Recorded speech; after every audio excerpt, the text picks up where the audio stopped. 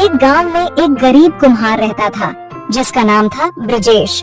ब्रजेश दुनिया में अकेला था और उसका सिर्फ एक ही साथी था और वो था उसका समझदार गधा। ब्रजेश ने प्यार से अपने गधे का नाम धम्मू रखा था।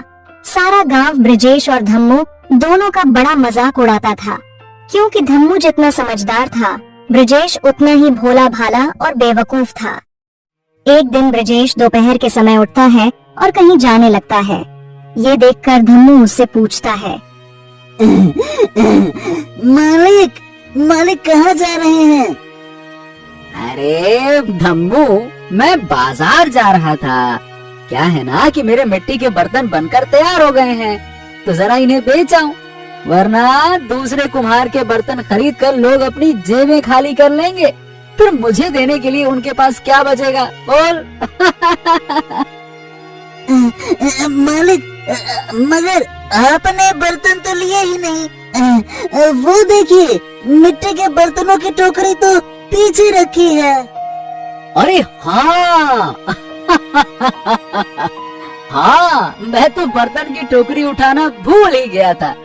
अरे धम्मू, अगर तू मेरा साथी, भाई तू मेरे साथ ना होता तो मैं क्या ही करता। अरे खाली हाथ लोग मुझसे क्या लेते हैं?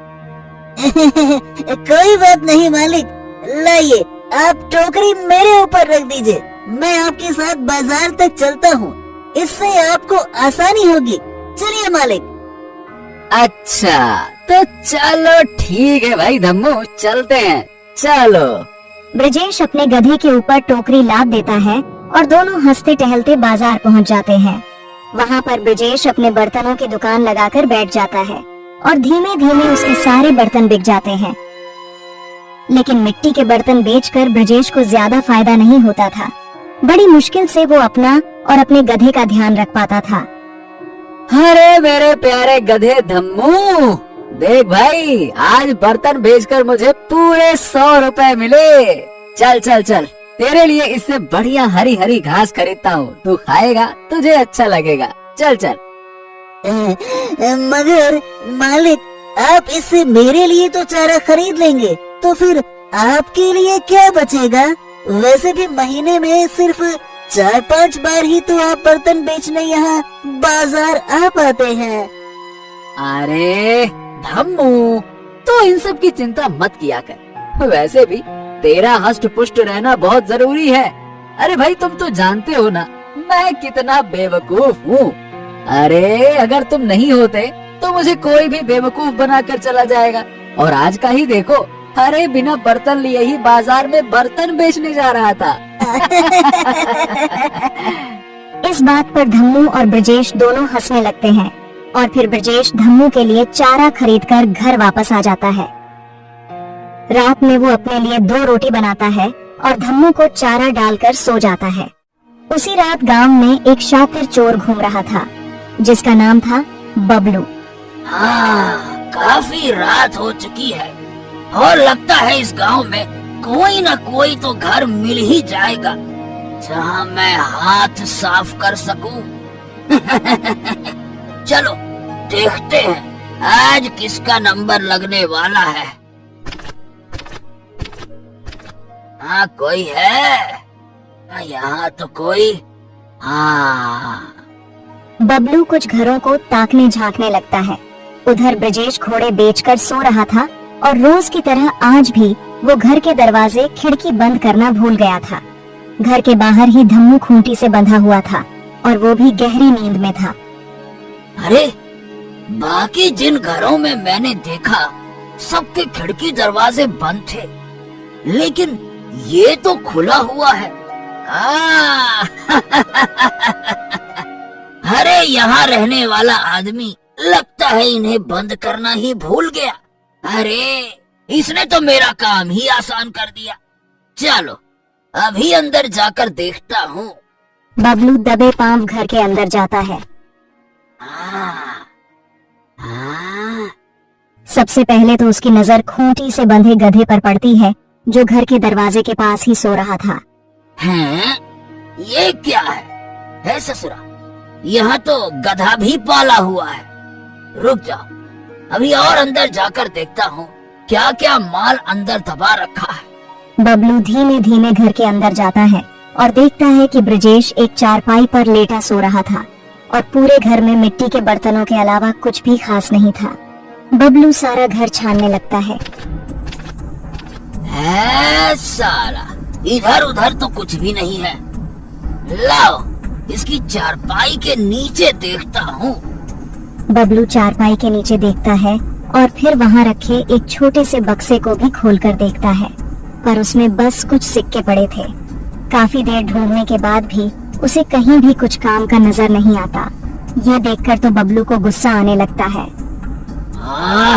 हे भगवान, ये किस गरीब के घर चोरी करने आ गया मैं। इस गरीब आदमी ने तो अपने बक्से में भी बस सिक्के छुपा रखे हैं। नालायक कहीं का, जैसे उन्हें कोई चोरी कर लेगा। सिक्के कौन छुपाता है भाई? लेकिन मैं भी बबलू चोर हूँ।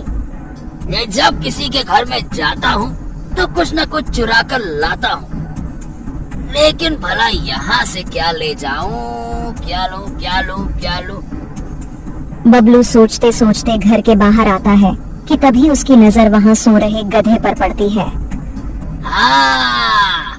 अरे ये गधा, अरे इसे ही चुरा कर ले जाता हूँ। इसे दूसरे गांव में ले जाकर बेच दूंगा, जिससे कि मुझे इतने पैसे तो मिल ही जाएंगे कि मैं एक हफ्ता आराम से काट लूं। चल भैया गधे। फिर क्या था, बबलू अपने थैले से एक कपड़ा निकालता है जिसमें उसने बेहोशी की दवा छिड़क रखी थी। उसे अपने काम के कारण अक्सर ऐसी चीजों की जरूरत जो पड़ती थी। बबलू उस कपड़े को गधे के मुंह पर रख देता है। ये हुई ना बात। अब जैसे ही ये उठने की कोशिश करेगा, इस कपड़े में जो बेहोशी की दवा है उसकी वजह से वापस बेहोश हो जाएगा। वाह बबलू चोर, वाह कितना समझदार है तू। लेकिन इसे यहाँ से अकेले लेकर जाना तो थोड़ा मुश्किल होगा। एक काम करता हूँ, अपने एक साथी को बुला लेता हूँ। वो आसपास ही भटक रहा होगा। फिर इसे यहाँ से ले जाऊं। बबलू अपने एक साथी को बुला लाता है और धम्मू को घसीट कर ले जाने की कोशिश करता है। इस बीच धम्मू की नींद खुल जाती है और वो उठने की कोशिश भी करता है, मगर बेहोशी की दवा से वापस बेहोश हो जाता है।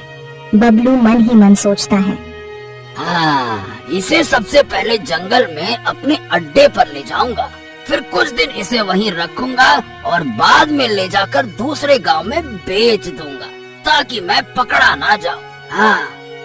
बबलू ये सोचकर बहुत खुश हो रहा था कि वो खाली हाथ घर से नहीं जा रहा और उसे पूरा यकीन था कि कोई भी धम्मू की अच्छी खासी कीमत देने को तैयार हो जाएगा।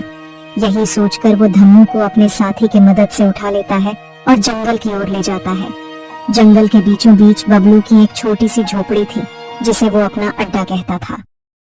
वहाँ पहुंचकर बबलू का साथी वापस चला जाता है।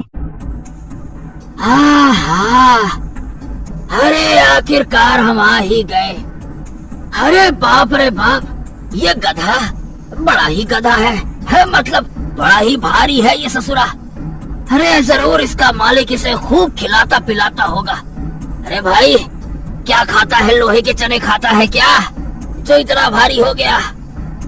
चलो, भारी है तो कीमत भी भारी ही मिलेगी। बबलू धम्मू को एक खूंटे से जोरों से बांध देता है। अब सुबह भी होने वाली थी और बबलू को बड़ी जोरों की नींद आ रही थी, इसलिए वो भी झोपड़ी के अंदर जाकर सो जाता है। लेकिन कुछ देर बाद सवेरा हो जाता है और सूरज की रोशनी आंखों पर पड़ती ही धम्मू नींद से जाग जाता है।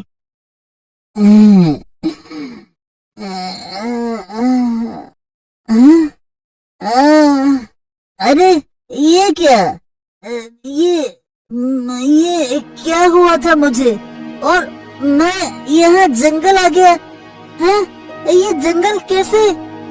धम्मू कुछ भी समझ नहीं पा रहा था, लेकिन तभी उसे हल्का हल्का याद आता है। अरे हाँ, रात में कोई मुझे घसीटने की कोशिश कर रहा था और फिर मुझे फिर से नींद आ गई थी। जरूर किसी ने